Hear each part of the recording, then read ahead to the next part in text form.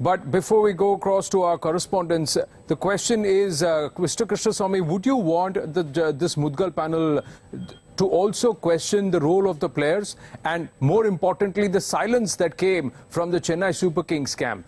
Because within the Rajasthan Royals, you had the likes of Rahul Dravid come out and express their their disappointment very openly. But not a single murmur or a word came in from the players, especially the Indian captain and Chennai Super Kings captain Mahendra Singh Dhoni, who tried to stay clear of it.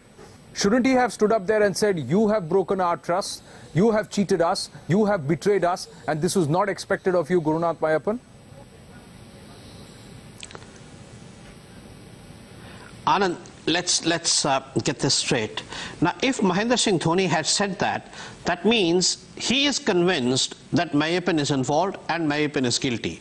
Now, so far as things stand right now, with the report having been submitted to the Apex Court, we still don't know what the Justice Mudgal Committee has actually recommended or has found out. We do know that his voice samples are matched. I think it would have been a little premature for Dhoni to have commented and made a statement like that. And when you are within a team structure like that, I think it would be completely childish to expect Dhoni or any one of his teammates to actually come out against someone who was very evidently a principal. Whether or not he was part of team meetings. Why didn't he even accept that he was part of team meetings? Why didn't he even accept that he was part of the strategy meetings? Why did he say that it is okay for? Why did he not express an opinion? Is he okay? He was asked these questions. He was also asked, is Gurunath Mayappan just a cricket enthusiast? See, now Anand, even if you are an owner, that also means you are a cricket enthusiast. It's a half truth or a half lie, depending on the way you look at it. Now, he was a cricket enthusiast, all right, but was he also a decision maker? That is what Justice Mudgal Committee is trying to establish. If that is established, post that, if the questions were posed to Mahendra Singh Dhoni, and if he then chose to keep silent, then I think it would be very, very disappointing. Shishir Hatangdi, you agree with Krishnaswamy? You know, it's how you look at it, and I look at it very clearly that, look, you know, everybody's aware that Mayappan was not just an enthusiast. I mean, enthusiast is a very generic term.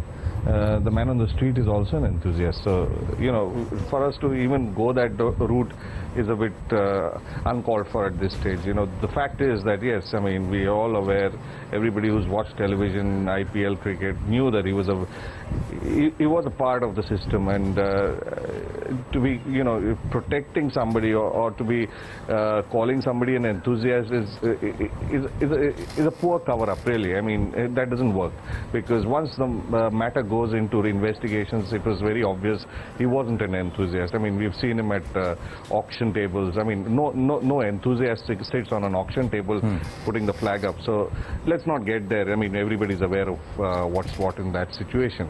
The fact is that, you know, obviously cover-ups haven't been very good.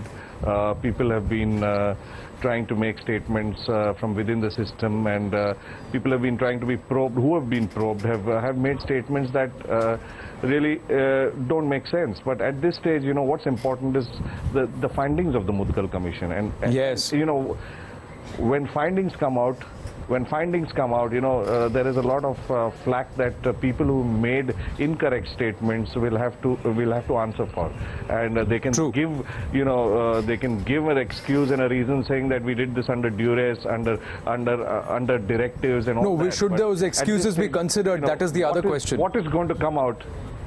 That is, should those excuses be considered?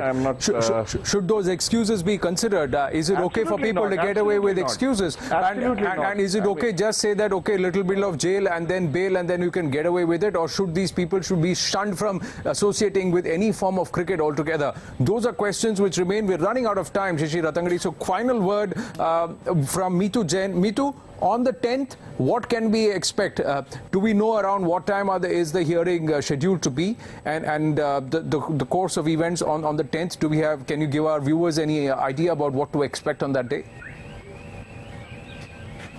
Well, of course, the timing would not have been fixed so early, but yes, it would be on the 10th. And the sense that one does get is that the judges would be going through the report. There is a possibility that some of the names could be made public. But as is the case with all Supreme Court hearings, whenever a report is submitted in the Supreme Court, the judges do go through it, and there is a discussion that takes place with the lawyers from both the sides present, and some of the words, some of the findings of whatever report there is does always come out. So whether the courts decide to actually make it public or don't, the fact is a lot of the contents of that report would be coming out inadvertently. And of course, right. What's the fate of people like N. Srinivasan and his son-in-law Gurnath Mayappan going to be remains to be seen.